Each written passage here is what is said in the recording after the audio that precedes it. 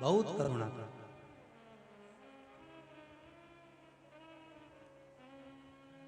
और इतनी करुणा उसमें भरी हुई है, इतनी दया उसमें भरी हुई है कि वो करुणा का सागर है। पानी में कोई गिर गया, पानी में कोई डूब गया, पानी में गिरने से कभी कोई नहीं मरता। कोई पानी में गिरने से मरा है? पानी में गिरने से कभी कोई नहीं मरता। अगर मरता है तो वो मरता है जिसको तैरना नहीं आता। पानी में गिरने से कोई नहीं मरता, मरता वो है जिसको तैरना नहीं आता। अगर संसार सागर में आप जन्मे हो, भव सागर में आप जन्मे हो, इस संपूर्ण संसार में आपका जन्म हुआ है, तो संसार की थोड़ी थोड़ी समस्याओं से निपटना अगर आपको आता है तो आप भव सागर पार उतर सकते हो। संसार सागर से आप पार उतर सकते, आप उतर जाओगे संसार सागर से, आप उतर जाओगे भव सागर से पार। बस केवल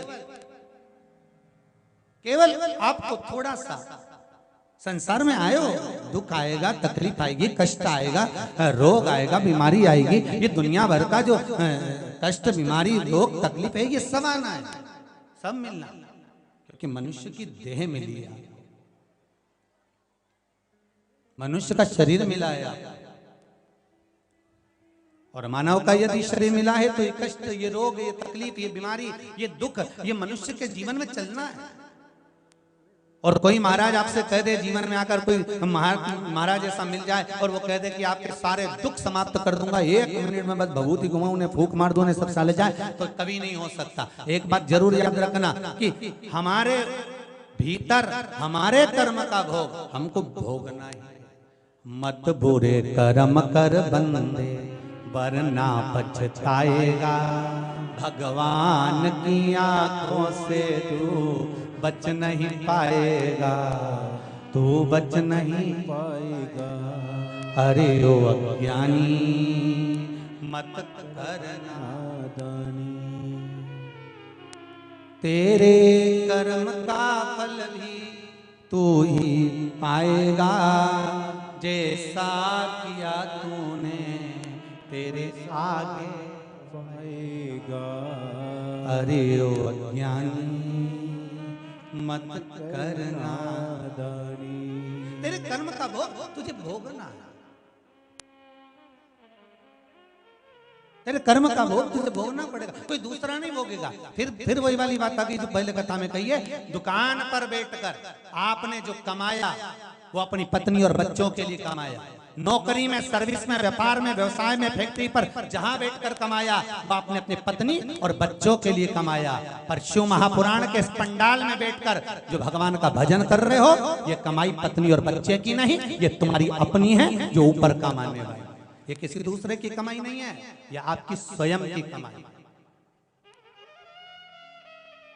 दुकान पर बैठकर कमाया वो पत्नी और बच्चों के लिए कमाया, व्यापार में कमाया वो पत्नी और बच्चों के लिए कमाया, सर्विस में कमाया वो पत्नी और बच्चों के लिए कमाया, नौकरी में कमाया वो पत्नी और बच्चों के लिए कमाया। पर जितनी क्षण, जितनी घड़ी, जितना पल, जितना समय आप भगवान को देते हो, जितना पल, जितनी घड़ी, जितना समय आप भगवत स्मरण में लगाते हो, जितना समय आप परमार्थ के काम में, किसी भूखे को भोजन कराने के लिए, किसी को शिक्षा की जरूरत है तो शिक्षक के लिए, किसी को विकलांग को किसी वाहन की जरूरत है वाहन के लिए, किसी भूखे को भोजन की जरूरत है भोजन के लिए, किसी अनाथ को आपकी जरूरत पड़े उसके लिए अगर आप आगे आते हो और आप कर्म अच्छा करते हो, तो ये आप किसी के लिए नहीं कर रहे हो, ये अपने लिए कर रहे हो कि मुझे पूर्व में जो करा था आज भोगा है, पर आने वाले समय में मैं भोगना, आने वाले समय में मैं भोगूंगा।